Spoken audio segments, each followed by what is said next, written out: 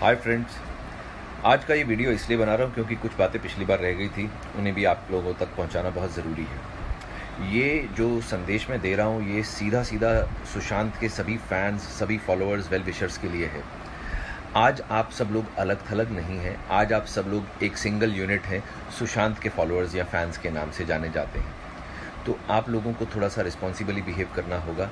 आप लोग जो ये गालियाँ दे रहे हैं, गालियाँ सोशल मीडिया पे लिख रहे हैं किसी के लिए भी, आप ये सब प्लीज़ तुरंत से पहले बंद कर दीजिए। क्योंकि आप लोगों को ये समझ नहीं आ रहा, लेकिन आप लोग सुशांत की और सुशांत के केस की क्रेडिबिलिटी जो होती है उसे कम कर रहे हैं, उसकी विश्वसनीयता को कम कर रहे हैं। हल्के में लिया जाएगा फिर हमें।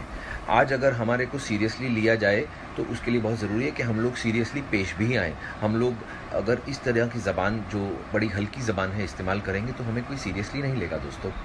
आज देखिए, एक बहुत ही बड़े एमपी हैं, सीनियर एमपी हैं बीजेपी के, श्री सुब्रमण्यम स्वामी, उन्होंने ये केस के लिए सीबीआई जांच की मांग के बात छेड़ दी है। ये हम लोगों के लिए बहुत बड़ी जिसे कहते हैं जीत है कि देखिए सोशल मीडिया पर ही सिर्फ बात हो रही है, क्योंकि जो न्यूज़ चैनल्स हैं वो तो अब इस चीज़ से दरकिनार हो चुके हैं। मैं न्यूज़ चैनल से बहुत डिसअपॉइंटेड हूँ, क्योंकि वो लोग क्या कहें, उन्हें जो बिकता है सिर्फ उनको इमोशनलेस होके वो लोग बात करते हैं। लेकिन सोशल मीडिया पे क्योंकि रियल इमोशंस हैं रियल पीपल के, तो we are coming forward and we are putting forward our emotions. तो उसी का जो शोर मचा है, जिसकी वजह से श्री सुब्रमण्यम स्वामी जी ने ये इनिशिएटिव लिया है। और मैं उनसे रिक्वेस्ट करूँगा कि सर प्लीज़ आप सुशांत के सभी फैंस की इस बात को सीरियसली लीजिए और प्लीज़ आप इस बात को आगे बढ़ाइए।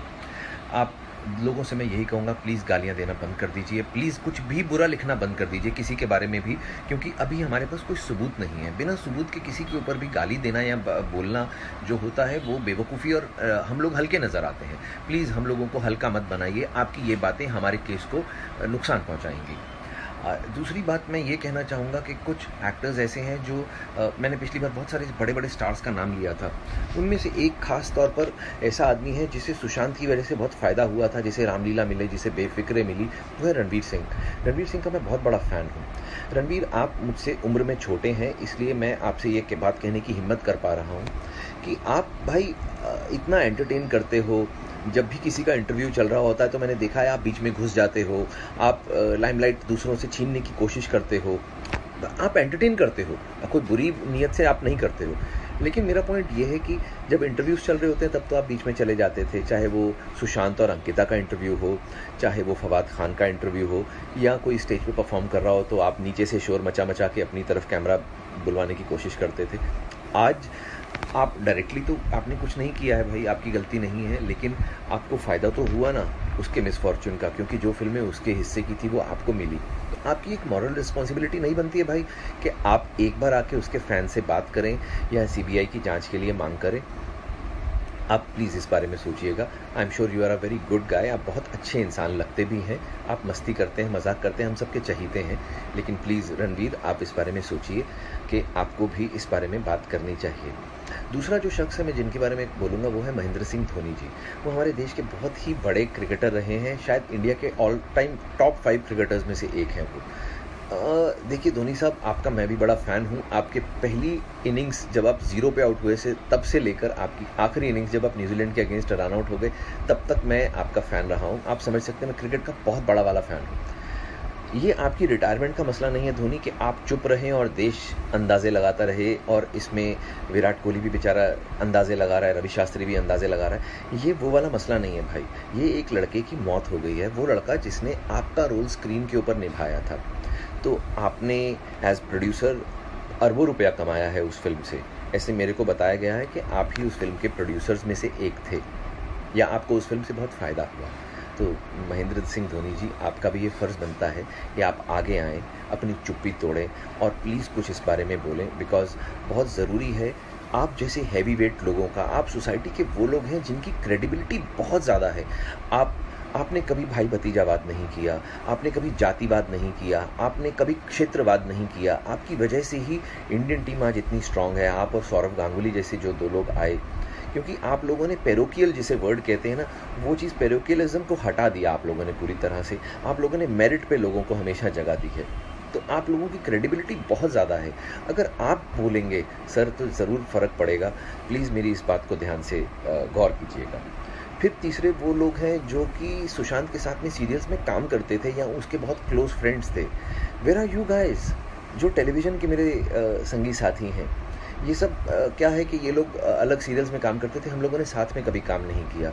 अर्जुन को मैं थोड़ा बहुत जानता हूँ, अर्जुन बिजलानी को। Is a nice guy. Arjun, why are you keeping quiet bro?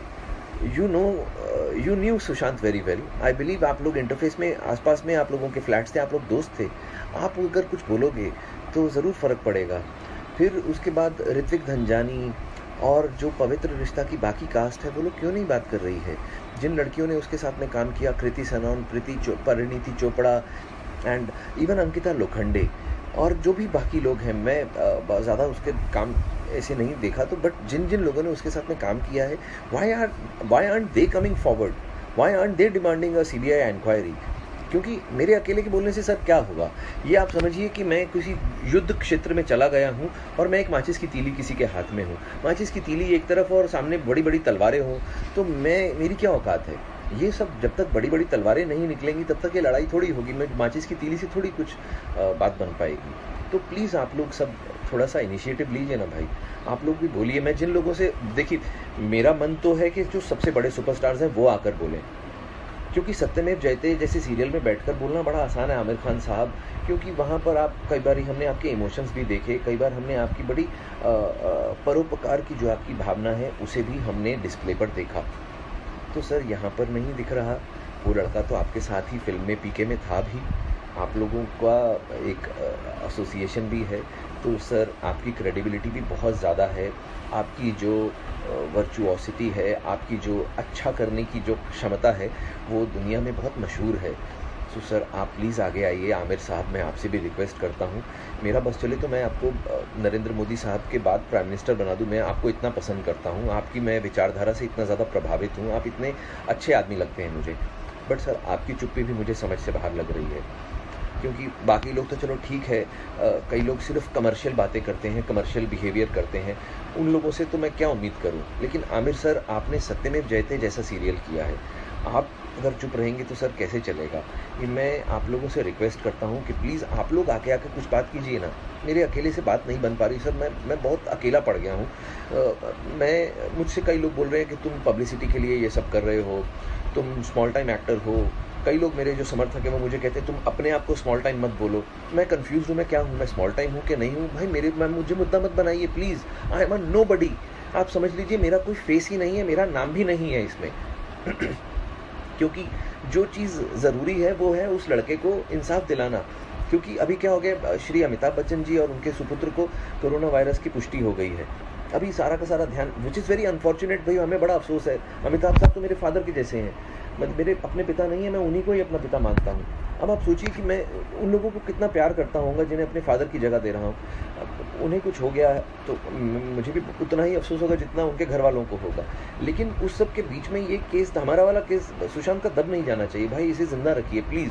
तो मैं सरकार से ये बोलता हूँ कि भाई अगर आपको लगता है कि CBI बहुत बिजी है, बहुत इंपॉर्टेंट वो एक संस्था है, जो कि है भी बहुत बड़ी संस्था है, CBI है, पुलिस है, ये लोग बहुत ओवरवर्कड हैं। हमारा देश 137 करोड़ से ज़्यादा लोग रहते हैं, तो उनके पास में रिसोर्सेज कम है, पैसे कम है, कुछ भी कम है। तो मैं ये बोलता हूँ कि आप हमें बोल दीजिए। सुशांत के फैंस के बिहाफ पे मैं आपसे प्रॉमिस करता हूँ, हम लोग पैसा इकट्ठा करके आपको दे देंगे। आप बोलिए 1 करोड़, 2 करोड़, 5 करोड़, जो भी आपको चाहिए, हम लोग आपको वो पैसा दे देंगे सर।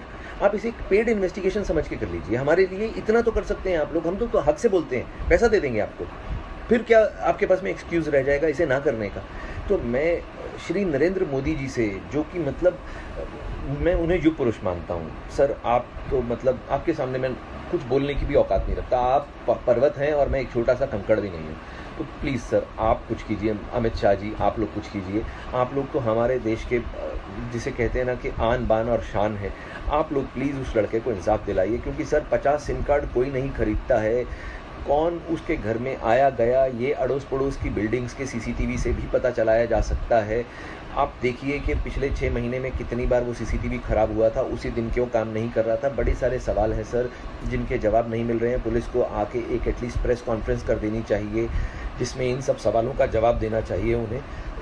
और मैं वापस एक बार फैन से कहूँगा, please no bad words. Sushant की क्रेडिबिलिटी का सवाल है दोस्तों, हमें ध्यान रखना है इस बात का।